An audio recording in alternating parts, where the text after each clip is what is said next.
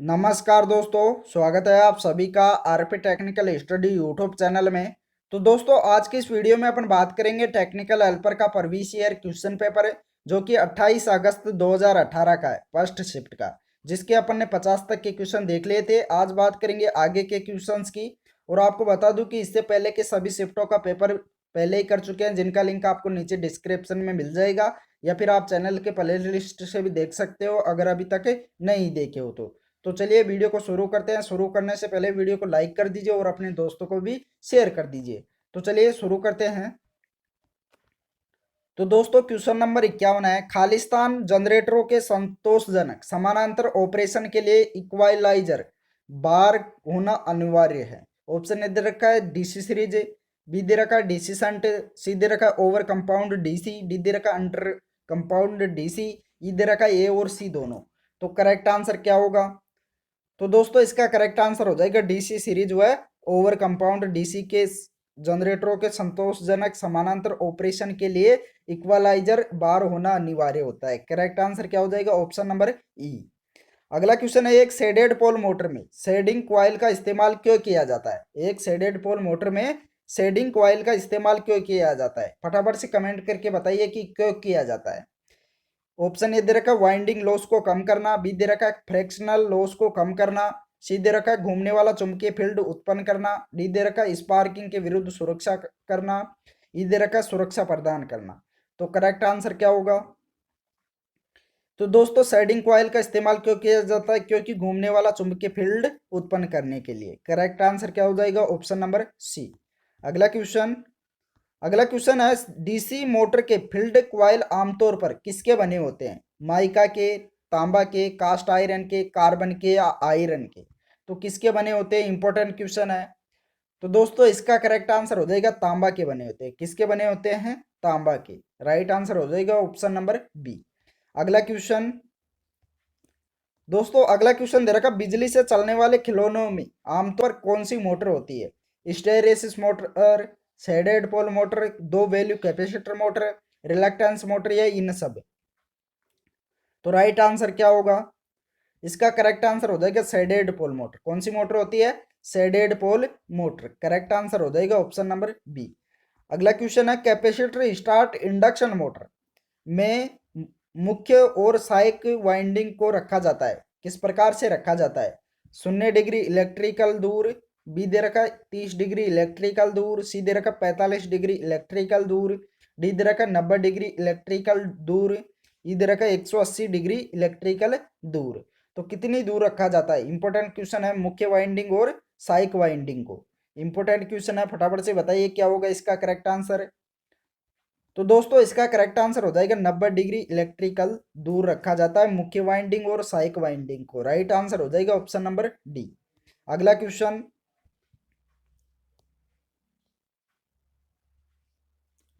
दोस्तों, अगला क्वेश्चन है, इनमें से किसमें उभरे हुए पोल का इस्तेमाल किया जाता है, अर्थात सेलियंट पोल का इस्तेमाल किया जाता है? कैपेसिटर स्टार्ट मोटर में, कैपेसिटर रन मोटर में, यूनिवर्सल मोटर में, शेडेड पोल मोटर में, या इनमें से कोई नहीं? तो कौन सी मोटर में सेलियंट पोल प्रकार इस्तेमाल किया जाता है? इंपॉर्टेंट क्वेश्चन है। तो इसका करेक्ट आंसर हो जाएगा शेडेड पोल मोटर में। करेक्ट आंसर क्या हो जाएगा? Option number D.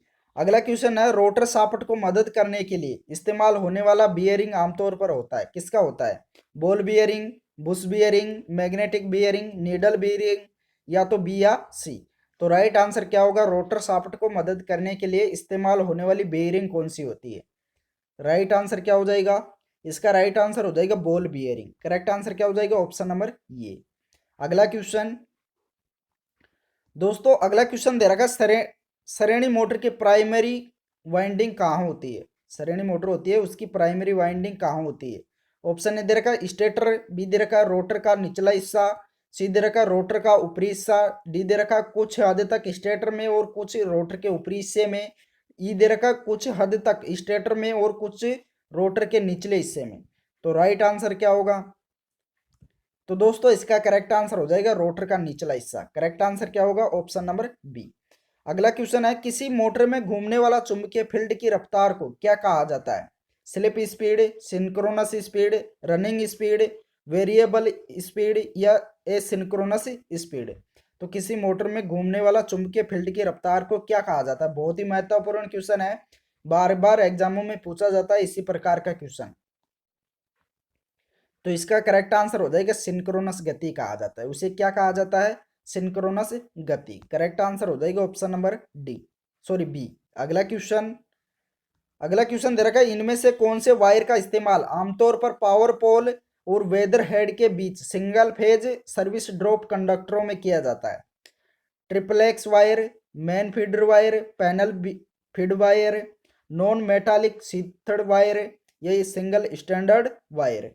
तो करेक्ट आंसर क्या होगा? इंपॉर्टेंट क्वेश्चन है, तो इसका राइट आंसर हो जाएगा ट्रिप्लेक्स वायर। करेक्ट आंसर क्या होगा? ऑप्शन नंबर ये। अगला क्वेश्चन दोस्तों, अगला क्वेश्चन दे रखा, आईसीडीपी स्विच खालिस्तान के साथ सीधे तौर पर जुड़ा होता है? न्यूट्रल और फेज, फेज और अर्थ, न्यूट्रल और अर्थ, या तो बी या सी। ये दे रखा या तो ये या बी। करेक्ट आंसर क्या होगा? बहुत ही महत्वपूर्ण क्वेश्चन है, जल्दी बताइए इसका राइट आंसर क्या होगा? तो दोस्तों इसका करेक्ट आंसर हो जाएगा न्यूट्रल और फेज के साथ सीधे तौर पर जुड़ा होता है। राइट आंसर हो जाएगा ऑप्शन नंबर ये।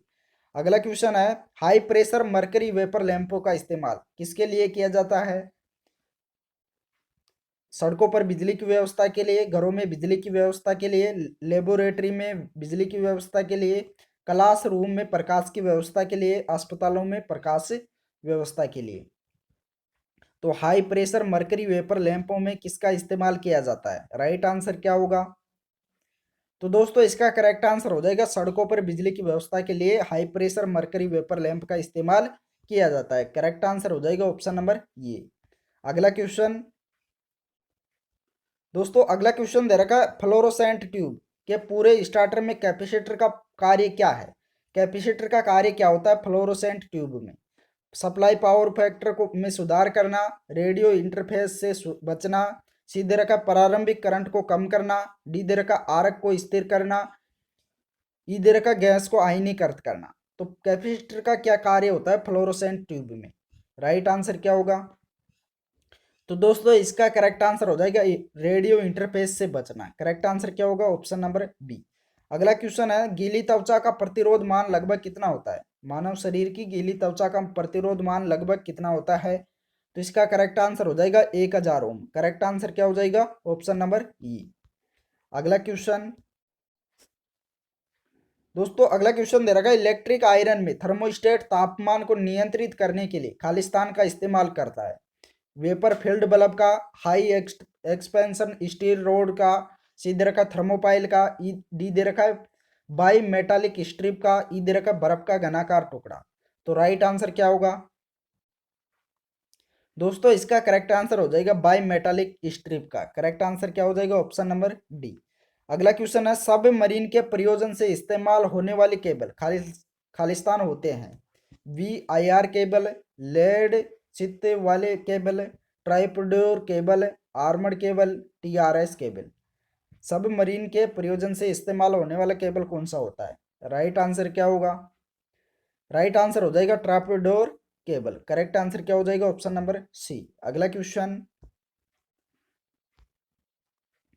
दोस्तों, अगला क्वेश्चन है, अगर एक 20 किलोवाट के बड़े आकार का मोटर चालू होने में निरंतर 15 किलोवाट का लोड खींचता है, तो मोटर का डिमांड फैक्टर कितना होगा? मोटर का डिमांड फैक्टर लगभग कितना होगा अगर 20 किलोवाट की बड़े आकार वाली मोटर 15 किलो वाट का लोड खींचता है? तो दोस्तों इसका करेक्ट आंसर हो जाएगा 75%। करेक्ट आंसर क्या होगा? 75%। राइट आंसर हो जाएगा ऑप्शन नंबर ई। अगला क्वेश्चन दोस्तों, अगला क्वेश्चन दे रखा विविधता कारक अर्थात डाइवर्सिटी फैक्टर का व्युत्क्रम क्या होता है? संयोग कारक, फार्म कारक, पावर कारक, मांग कारक, आवंटन कारक। तो क्या होता है? राइट आंसर हो जाएगा संयोग फैक्टर। करेक्ट आंसर क्या होगा? ऑप्शन नंबर ये। अगला क्वेश्चन है, 33 kV तक की वोल्टेज मात्रा के लिए ओवरहेड लाइन से हेतु निम्न में से कौन सा इंसुलेटर प्रयुक्त किया जाता है? स्टे इंसुलेटर, पिन प्रकार का insulator, suspension insulator, shekel insulator या पोस्ट इंसुलेटर। तो 33 kV तक की वोल्टेज मात्रा के लिए ओवरहेड लाइन हेतु निम्न में से कौन सा इंसुलेटर प्रयुक्त किया जाता है? राइट आंसर क्या होगा? तो दोस्तों इसका करेक्ट आंसर हो जाएगा पिन प्रकार का इंसुलेटर। करेक्ट आंसर क्या हो जाएगा? Option number B. अगला क्वेश्चन दोस्तों, अगला क्वेश्चन है, एक उप परिपथ में अधिकतम कितने प्रकाश बिंदु, पंखे और सॉकेट आउटलेट्स जोड़े जाते हैं? 5, 10, 20, 30 या 40? तो राइट आंसर क्या होगा? तो इसका करेक्ट आंसर हो जाएगा 10। करेक्ट आंसर क्या हो जाएगा? Option number B. अगला क्वेश्चन है, निम्न में से कौन सा घटक कोरोना हानि को प्रभावित करता है? वायुमंडलीय अवस्था, संवाहक का आकार, संवाहकों के मध्य का स्थान, पावर लाइन का वोल्टेज, या इन सब? राइट आंसर क्या होगा? इसका करेक्ट आंसर हो जाएगा उपरोक्त सभी। अगला क्वेश्चन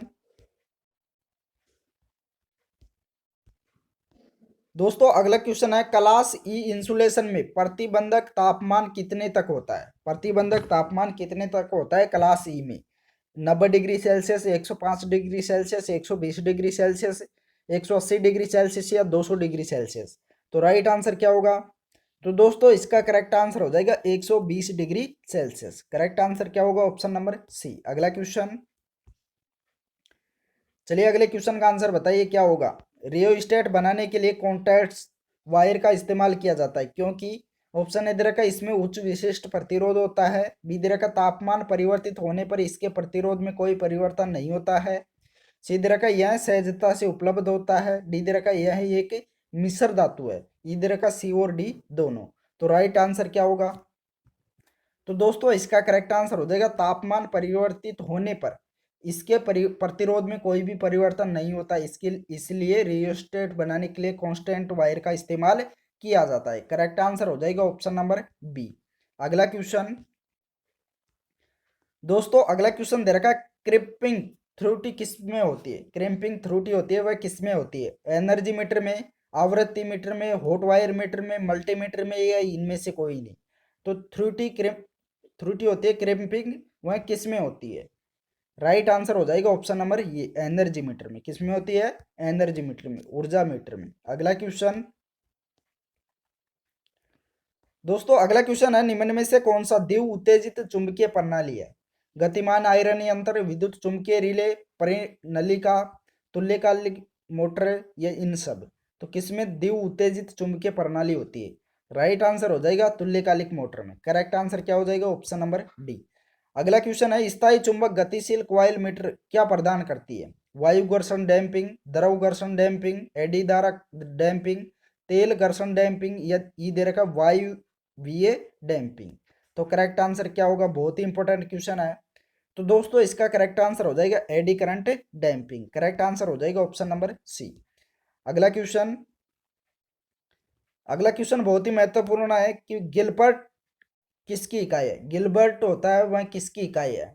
इलेक्ट्रोमोटिव बल की, इलेक्ट्रोमोटिव बल की, सॉरी मैग्नेटोमोटिव बल की, सी दे रखा चालकता की, डी दे रखा विद्युतशीलता की, ई दे रखा अवरोधन की? तो गिलबर्ट किसकी इकाई होती है? इंपॉर्टेंट क्वेश्चन है। तो इसका राइट आंसर हो जाएगा मैग्नेटोमोटिव बल की होती है। किसकी होती है? मैग्नेटोमोटिव, अर्थात एम एम एफ के होती है। गिलबर्ट किसकी इकाई होती है? एम एम एफ की। अगला क्वेश्चन है, चुंबक के द्वारा बहुत ज्यादा आकर्षित चुंबकीय पदार्थ कौन सा है? चुंबक के द्वारा सबसे ज्यादा आकर्षित पदार्थ कौन सा है? डाईमैग्नेटिक, फेरामैग्नेटिक, पैरामैग्नेटिक, एंटी फेरोमैग्नेटिक, इधर का फेरी मैग्नेटिक? तो करेक्ट आंसर क्या होगा? चुंबक द्वारा बहुत ज्यादा आकर्षित चुंबकीय पदार्थ कौन सा है इनमें से? फटाफट से बताना है क्या होगा इसका करेक्ट आंसर। तो दोस्तों इसका करेक्ट आंसर हो जाएगा ऑप्शन नंबर ये, डाईमैग्नेटिक। करेक्ट आंसर क्या हो जाएगा? ऑप्शन नंबर ये। अगला क्वेश्चन दे रखा है, निम्न में से कौन सा पदार्थ डाई मैग्नेटिक पदार्थ का उदाहरण है? तांबा, इस्पात, निकल, कोबाल्ट, या लोहा? राइट आंसर क्या होगा? तो इसका करेक्ट आंसर हो जाएगा तांबा। करेक्ट आंसर क्या हो जाएगा? ऑप्शन नंबर ये। अगला क्वेश्चन दोस्तों, अगला क्वेश्चन दे रखा, चुंबकीय कीपर का इस्तेमाल होता है कहाँ किया जाता है? चुंबकीय रेखा की दिशा बदलने के लिए किया जाता है, फ्लक्स को एम्पलीफाई करने के लिए किया जाता है, लुप्त फ्लक्स पुनः प्राप्त करने के लिए किया जाता है, या चुंबकीय आवेश परिरक्षित करने के लिए किया जाता है, ये दे रखा है विचुंबकित करने के लिए किया जाता है। तो चुंबकीय कीपर का इस्तेमाल कहाँ किया जाता है? राइट आंसर क्या क्या होगा इसका? तो दोस्तों इसका करेक्ट आंसर हो जाएगा चुंबकीय आवेशित परिरक्षित करने के लिए किया जाता है। करेक्ट आंसर हो जाएगा ऑप्शन नंबर डी। अगला क्वेश्चन है, पदार्थ का कौन सा गुण उसमें चुंबकीय फ्लक्स निर्मित होने से रोकता है? प्रतिरोध, रिलेक्टेंस, परिव्याप्ति, प्रवाहकता, परिरक्ता। तो करेक्ट आंसर क्या होगा? इसका करेक्ट आंसर हो जाएगा रिलेक्टेंस। करेक्ट आंसर क्या हो जाएगा? Option number B. अगला क्वेश्चन दोस्तों, अगला क्वेश्चन दे रखा है, एम्पियर का नियम किसमें प्रयुक्त होता है? एम्पियर का नियम होता है वह किसमें प्रयुक्त होता है? ऑप्शनों में से बताना है। लंबी परिनलिका के भीतर चुंबकीय क्षेत्र में, बी दे रखा है टोरॉइडल कॉइल के भीतर चुंबकीय क्षेत्र में, सी दे रखा है संवाहक के भीतर चुंबकीय क्षेत्र में, डी दे रखा है एक लंबे सीधे तार के चुंबकीय क्षेत्र में, ई दे रखा है इन सब। तो एम्पियर का नियम इनमें से किसमें प्रयुक्त होता है? इंपॉर्टेंट क्वेश्चन है। तो दोस्तों लंबी परिनलिका के भीतर चुंबकीय क्षेत्र में भी प्रयुक्त होता है, टोरॉइडल कॉइल के भीतर चुंबकीय क्षेत्र में भी होता है, संवाहक के भीतर चुंबकीय क्षेत्र में भी होता है, और एक लंबे सीधे तार के चुंबकीय क्षेत्र में भी होता है। अर्थात करेक्ट आंसर हो जाएगा उपरोक्त सभी। राइट आंसर क्या होगा? ऑप्शन नंबर ई। अगला क्वेश्चन दे रखा है, कागज का संधारित्र किस रूप में उपलब्ध होता है? डिस्क, ट्यूब से, रोल्ड कॉइल्स, मेश प्लेट या सेल्स? करेक्ट आंसर क्या होगा? राइट आंसर हो जाएगा रोल्ड कॉइल्स। करेक्ट आंसर क्या हो जाएगा? Option number C. अगला क्वेश्चन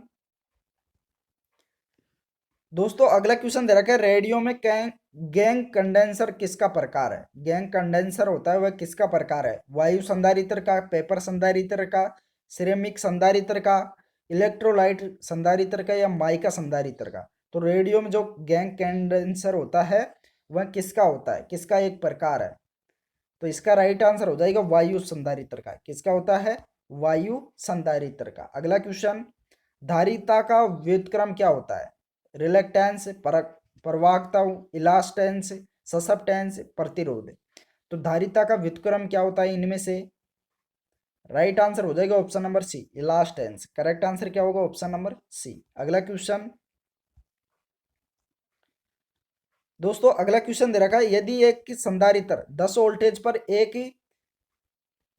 कैपेसिटेंस संधारित्र संग्रहित करता है तो इसकी धारिता क्या होगी? इसका कैपेसिटेंस क्या होगा? हल करके बताना है, कैपेसिटेंस ज्ञात करके बताना है। तो सी बराबर क्या होता है? क्यू बटे वी। क्या होता है? क्यू बटे वी। क्यू का मान कितना दे रखा है? 1 बटे वी का मान दे रखा है 10 वोल्टेज। कितना दे रखा है? 10 वोल्टेज। एक कुलाम है यह।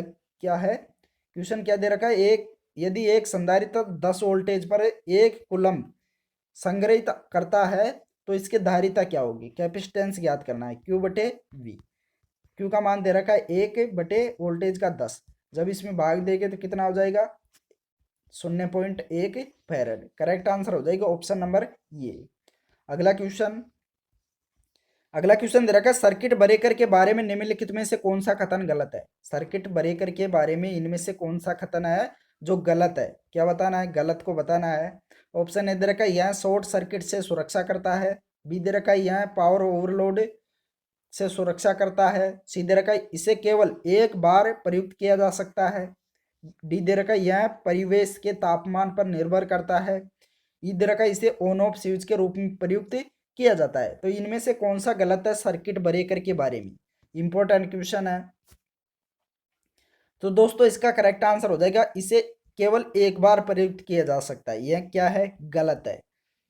इसका राइट आंसर क्या होगा? Option number C. अगला क्वेश्चन दोस्तों, अगला क्वेश्चन है, एमसीबी का अर्थ क्या है? एमसीबी का फुल फॉर्म बताना है। तो एमसीबी का फुल फॉर्म क्या होता है? Miniature circuit breaker. Correct answer क्या हो जाएगा? Option number D. अगला क्वेश्चन दोस्तों, अगला क्वेश्चन दे रखा है, लिक्विड टाइप HVHRC फ्यूज में कांच का एक ट्यूब किससे भरा होता है? एस SF6 से, कार्बन टेट्रा क्लोराइड से, आसुत जल से, खनिज तेल से, ए और बी दोनों से?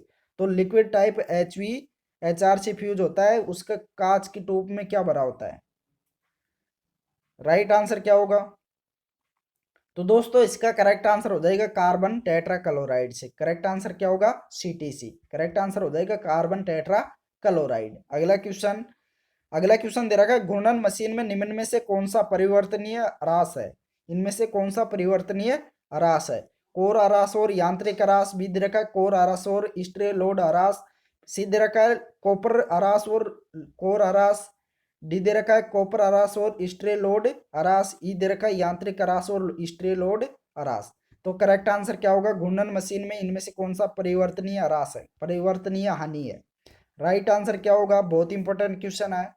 तो दोस्तों इसका करेक्ट आंसर हो जाएगा कॉपर हानि और स्ट्रे लोड हानि, दोनों ही क्या है? परिवर्तनीय हानि है। करेक्ट आंसर क्या हो जाएगा? Option number D. अगला क्वेश्चन दोस्तों, अगले क्वेश्चन का आंसर आपको बताना है, फटाफट से बताइए क्या होगा। निम्नलिखित में से कौन सी वाइंडिंग नीचे दिए गए किस प्रतीक द्वारा दर्शाई जाती है? यह वाइंडिंग है तो यह किस के द्वारा दर्शाई जाती है? बहुत ही महत्वपूर्ण क्वेश्चन है, तो फटाफट से बताइए ये कौन सी वाइंडिंग है? Single layer basket winding, double layer basket winding, scan winding, squill coil winding या डायमंड क्वाइल वाइंडिंग? तो यह कौन सी वाइंडिंग है? इसका राइट आंसर क्या होगा? तो दोस्तों इसका करेक्ट आंसर हो जाएगा double layer basket winding. Correct answer क्या हो जाएगा? Option number B. अगला क्वेश्चन दोस्तों, अगला क्वेश्चन दे रखा है, लैंप के साथ सीरीज में जुड़ी वाइंडिंग्स के बीच इंसुलेशन परीक्षण करते समय यदि क्वाइल्स के बीच कोई डेड शॉर्ट सर्किट है तो लैंप रहता है dim light, dark light, full light, unglow, या तो ये या डी। तो करेक्ट आंसर क्या हो जाएगा? तो दोस्तों इसका करेक्ट आंसर हो जाएगा फुल लाइट होता है। क्या रहता है? लैंप फुल लाइट रहता है। करेक्ट आंसर हो जाएगा ऑप्शन नंबर सी। अगला क्वेश्चन दोस्तों, अगला क्वेश्चन दे रखा है, ट्रांसफार्मर पर ओपन सर्किट करने का मुख्य उद्देश्य इसका कौन सा मापन करता है? कॉपर हानि, आयरन हानि, कुल हानि, इंसुलेशन प्रतिरोध या उपरोक्त सभी? तो दोस्तों इसका करेक्ट आंसर क्या होगा? इसका करेक्ट आंसर हो जाएगा आयरन लॉस। करेक्ट आंसर क्या हो जाएगा? Option number B. अगला क्वेश्चन दोस्तों, अगला क्वेश्चन है, एक ट्रांसफार्मर के प्राइमरी साइड पर प्रति टर्न वोल्टेज किसके रूप में दिया जाता है? प्रति टर्न किसके रूप में दिया जाता है? तो इनमें से कौन सा करेक्ट आंसर होगा? तो दोस्तों इसका करेक्ट आंसर हो जाएगा V1/N1। करेक्ट आंसर क्या हो जाएगा? ऑप्शन नंबर ये। अगला क्वेश्चन दोस्तों, अगला क्वेश्चन है, ट्रांसफार्मर पर शॉर्ट सर्किट परीक्षण करते समय निम्न में से कौन सी साइड शॉर्ट सर्किट हो जाती है? कम वोल्टेज पक्ष, अधिक वोल्टेज पक्ष, स्टार बिंदु, डेल्टा बिंदु या प्राइमरी पक्ष? तो इनमें से ट्रांसफार्मर शॉर्ट सर्किट करते समय कौन सी साइड शॉर्ट सर्किट हो जाती है? इंपॉर्टेंट क्वेश्चन है। तो दोस्तों इसका करेक्ट आंसर हो जाएगा कम वोल्टेज पक्ष। करेक्ट आंसर क्या हो जाएगा? ऑप्शन नंबर ये। अगला क्वेश्चन है, कोर टाइप ट्रांसफार्मर में ऊर्ध्वाधर मेंबर्स क्या कहे जाते हैं? लिम्ब, योक, कोर, फ्लक्स या कॉलम? तो क्या कहे जाते हैं? इसका करेक्ट आंसर हो जाएगा लिम्ब। करेक्ट आंसर क्या हो जाएगा? ऑप्शन नंबर ये। अगला क्वेश्चन दे रखा है, एक ट्रांसफार्मर के ब्रीदर में भरा जाने वाला पदार्थ क्या होता है? एक ट्रांसफार्मर के ब्रीदर में भरा जाने वाला पदार्थ क्या होता है? Silica gel, sulphuric acid, SF6 या खनिज तेल या एल्यूमिनियम ऑक्साइड? तो करेक्ट आंसर क्या होगा? इसका राइट आंसर हो जाएगा ब्रीदर में भरा जाता है सिलिका जेल। करेक्ट आंसर क्या हो जाएगा? ऑप्शन नंबर ये। अगला क्वेश्चन दोस्तों, अगला क्वेश्चन दे रखा है, सेल टाइप ट्रांसफार्मर में कितने लिम्ब होते हैं? सेल टाइप ट्रांसफार्मर होता है उसमें कितने लिम्ब होते हैं? तो दोस्तों इसका करेक्ट आंसर हो जाएगा 3 लिम्ब होते हैं। कितने होते हैं? 3। करेक्ट आंसर हो जाएगा ऑप्शन नंबर सी। अगला क्वेश्चन दोस्तों, अगला क्वेश्चन है, किसी 2 kVA ट्रांसफार्मर में 150 वाट का आयरन आरास होता है, 250 वाट का पूर्ण लोड कॉपर आरास है। ट्रांसफार्मर की अधिकतम क्षमता जब होगी जब कुल हानि कितनी होगी? तो दोस्तों इसका करेक्ट आंसर क्या होगा? फटाफट से बताइए क्या होगा? तो इसका करेक्ट आंसर हो जाएगा 300 वाट होने पर। करेक्ट आंसर क्या हो जाएगा? Option number B. अगला क्वेश्चन है, वेब फॉरम के चरम मान का RMS मान से अनुपात होता है, क्या होता है? Peak factor, form factor, diversity factor, power factor या क्रेस्ट फैक्टर? तो राइट आंसर हो जाएगा क्रेस्ट फैक्टर। करेक्ट आंसर क्या हो जाएगा? Option number E. तो दोस्तों इस वीडियो में इतना ही। वीडियो पसंद आया हो तो लाइक भी कर दीजिए और अपने दोस्तों को भी शेयर कर दीजिए। जिस दोस्त ने भी चैनल को सब्सक्राइब नहीं किया है वो सभी दोस्त चैनल को सब्सक्राइब भी कर लीजिए, साथ में ऑल नोटिफिकेशन बेल को भी ऑन कर लीजिए। Thank you.